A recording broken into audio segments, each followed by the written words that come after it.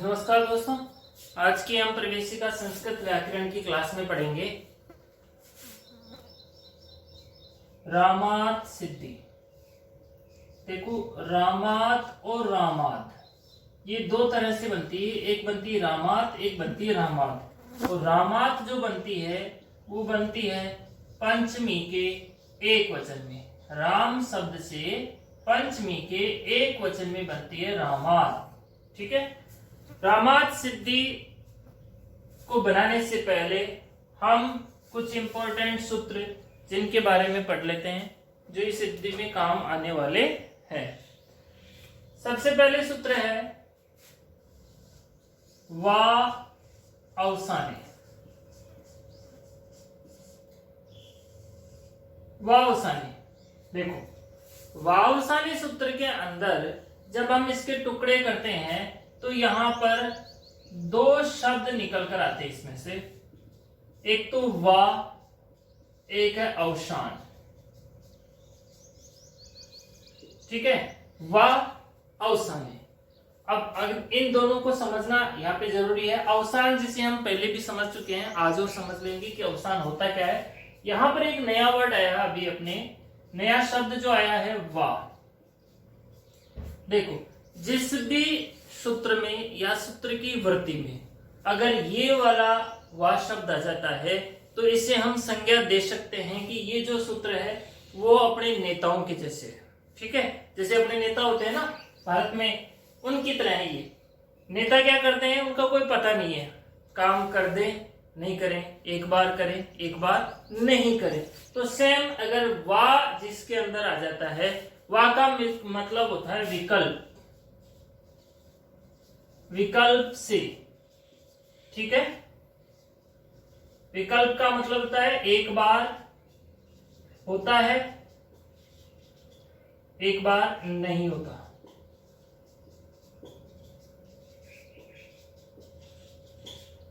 एक बार तो काम करेगा, एक बार नहीं करेगा। ठीक है, तो ये वा का मतलब हो गया विकल्प से, एक बार काम करेगा एक बार नहीं करेगा।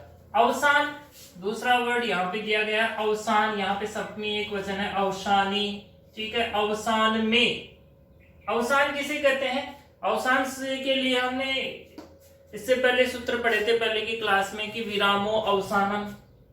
जो अवसान संज्ञा करता है, सूत्र कौन सा था? विरामो अवसानम।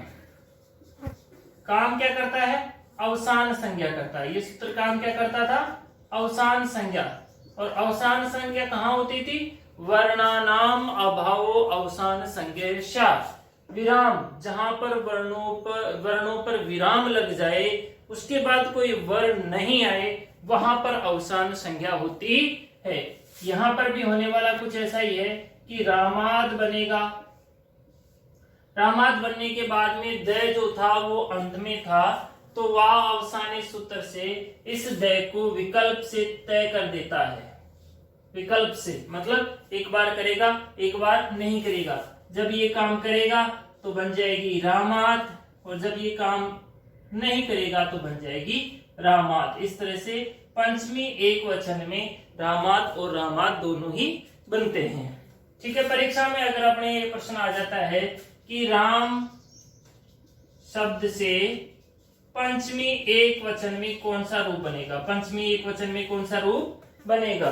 ठीक है, तो अगर इसमें जैसे रामात हो तो रामात को सही करना है, या फिर रामात नहीं हो रामात हो तो रामात को सही करना है। दोनों ही ऑप्शन सही हो, दोनों में से एक आएगा, कोई सा भी आप कर दीजिए। तो इस तरह से बनी रामात। और अब सूत्र को हम समझ लेते हैं और डिटेल से कि ये क्या कहता है। विरामो अवसानम से अवसान संज्ञा होती है वर्णों के अभाव की। ठीक है, वर्णों के अभाव की अवसान संज्ञा होती है। यहां पे लिख देता हूं मैं, वर्णों के अभाव की यह अवसान संज्ञा होती है। इसकी वृत्ति हम पढ़ते हैं। सूत्र की वृत्ति में क्या लिखा हुआ है? देखो, वृत्ति में ये लिखा हुआ भी स्पष्ट नहीं हुआ कि ये सूत्र काम करता क्या है। ठीक है, इसकी वृत्ति में लिखा हुआ है जलाम अवसाने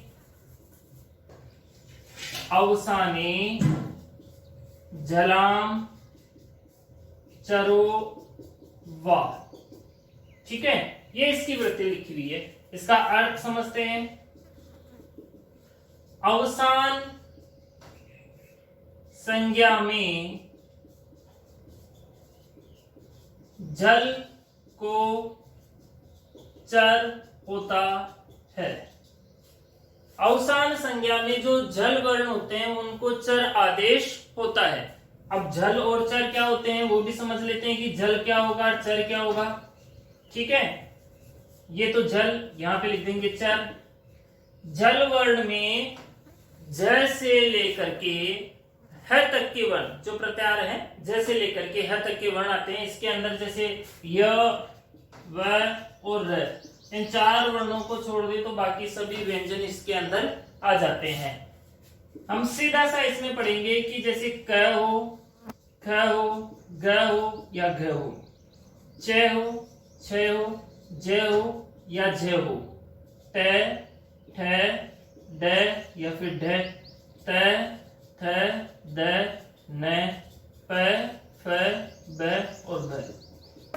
अगर अंत में इनमें से कोई सा भी अक्षर हुआ, ठीक है, जैसे यहाँ पर द था, यहाँ पे द था ना, तो इन चारों में से इन वर्णों में से, इन परिवारों में से कोई सा भी वर्ण हुआ तो उनको चर हो जाएगा।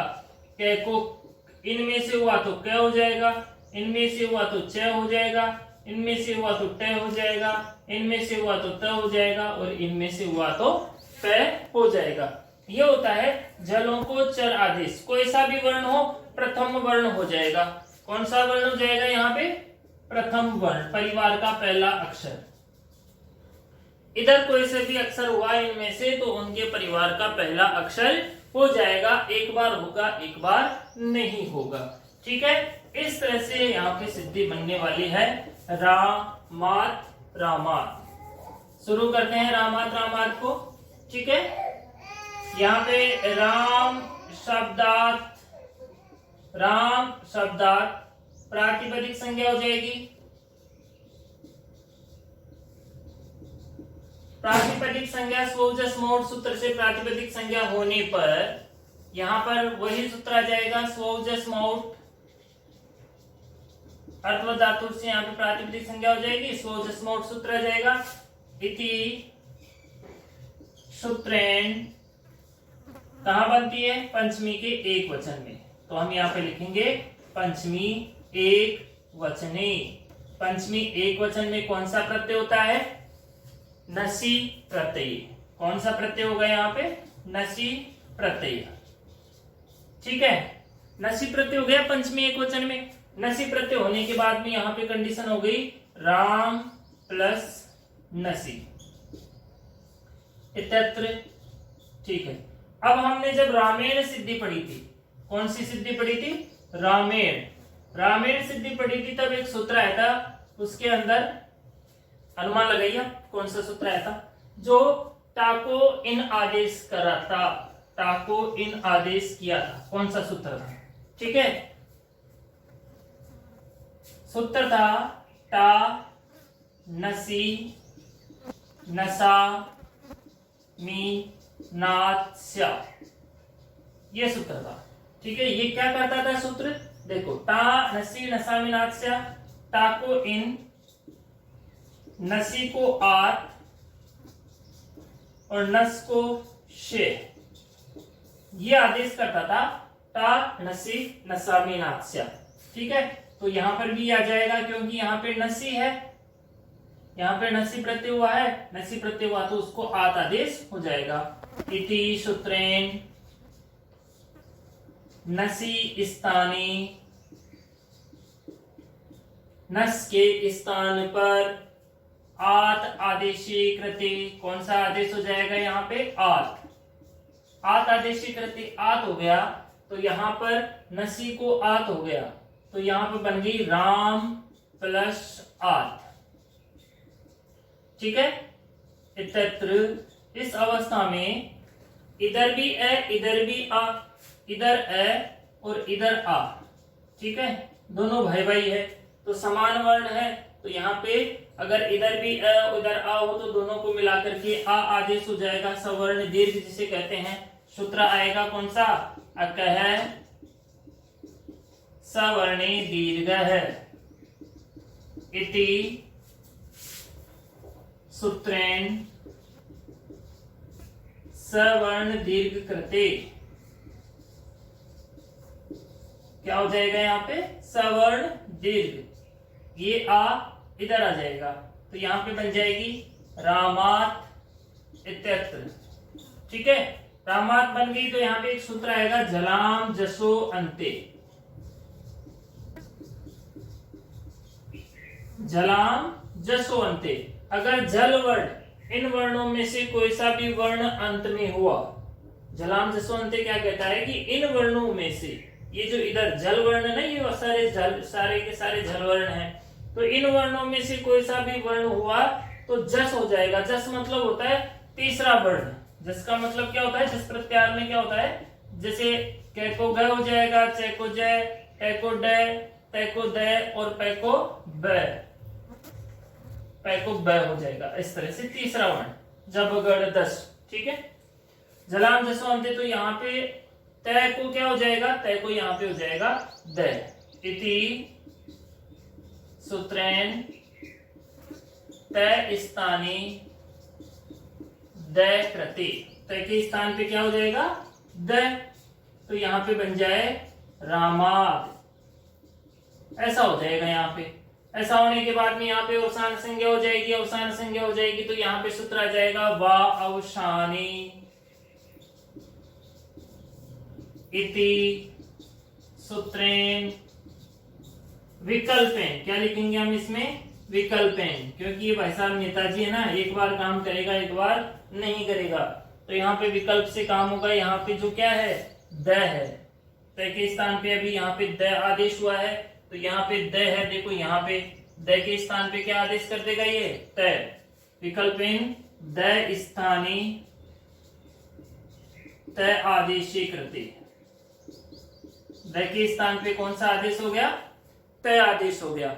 जब यहाँ पर द के स्थान पे तय आदेश हो गया तो यहाँ पे बन जाएगी रामात इति रूपम सिद्धम। एक सिद्धि बन गई, इति रूपम सिद्धम, ये वाली बन गई रामात। ठीक है, अब देखो जब ये काम नहीं करेगा, विकल्पेन अभावे, क्या लिखेंगे हम उसको, विकल्पेन अभावे, जब ये काम नहीं करेगा।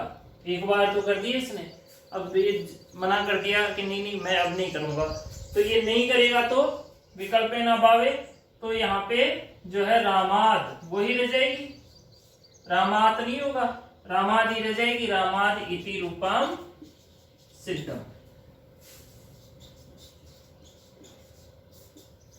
ठीक है, तो आज की इस क्लास में हमने पढ़े कि रामात पंचमी एक वचन में कैसे बनती है। पंचमी एक वचन में हम नसी प्रत्यय करते हैं, नसी प्रत्यय से टांग सिंह सामीनाथ से जो सूत्र था उससे यहाँ पर नसी को आद आदेश हो जाता है, तो राम प्लस आद बन जाती है। यहाँ पे अकर सवर्ण दीर्घ से सवर्ण दीर्घ होकर के रामात बन जाती है। जलाम जसो अंते सूत्र कहता है कि जल वर्ण, कोई सा भी जल वर्ण अगर अंत में होता है तो मैं उसको जस आदेश मतलब तीसरा वर्ण कर देता हूं। तो यहाँ पर जो था तय के स्थान पर द आदेश हो जाता है, रामात बन जाती है। वावसानी सूत्र आ जाता है, विकल्प से द के स्थान पे तय आदेश करता है तो रामात बन जाती है, नहीं करता तो रामात बन जाती है। तो आज की क्लास में हमने पढ़ा कि रामात राम शब्द से पंचमी एक वचन में कैसे बनती है। आप इसका स्क्रीनशॉट ले लीजिए अच्छे से। धन्यवाद।